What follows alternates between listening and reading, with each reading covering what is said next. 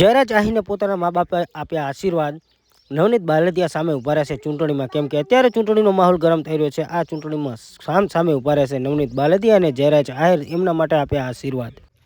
હીરા સોલંકી નામ લીધા વગર નવનીત બાલદિયાને ખુલ્લેઆમ પડકાર આપ્યો છે, કેમ કે મિત્રો નવનીત બાલદિયાને ન્યાય અપાવવા માટે જે બગદાણાનો વિવાદ હતો જયરાજ આહિર અને નવનીતભાઈનો, એ વિવાદની વચ્ચે કોળી સમાજના લોકો રાત દિવસ એક કરી નાખ્યા, રાત દિવસ એક થયા, રાત દિવસ દોડ્યા। એમાં હીરાભાઈ સોલંકી, પરસોત્તમભાઈ સોલંકીનો પણ બહુ મોટો હાથ હતો। હા મિત્રો, એ મોટા મોટા નેતાઓ અને આખો કોળી સમાજ એક થઈને નવનીત બાલદિયાને ન્યાય અપાવ્યો। અને મિત્રો નવનીત બાલદિયાએ શું કર્યું?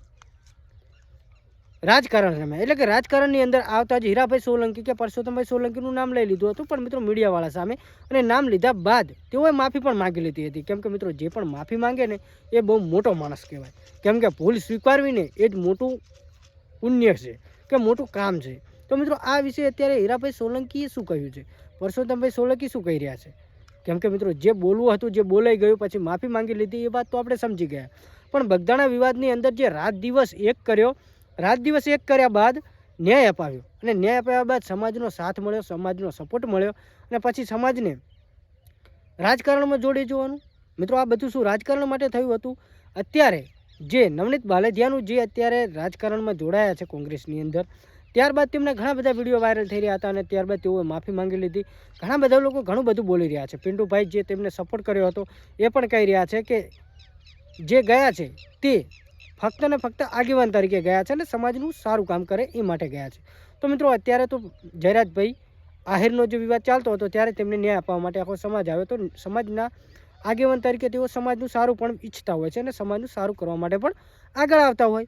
પણ મિત્રો આપણે ત્યારે વાત કરવાની છે કે નવનીતભાઈ બાલદિયા જો અત્યારે રાજકારણની અંદર જોડાણા છે, અત્યારે ફક્ત આગેવાન તરીકે છે, અને આગળ થોડા દિવસો પછી તેઓ ચૂંટણી પણ લડશે। મિત્રો આમાં પણ સ્વાભાવિક કંઈ નથી, કેમ કે ઘણા બધા લોકો રાજકારણ જ કરે છે અને રાજકારણમાં આવતા પણ હોય છે, પણ સમાજના લીધે તેમને ન્યાય મળ્યો છે અને સમાજે તેમને આટલા આગળ લાવ્યા છે। તો શું સમાજનું પૂછીને ગયા છે કે સમાજને પૂછ્યા વગર ગયા છે?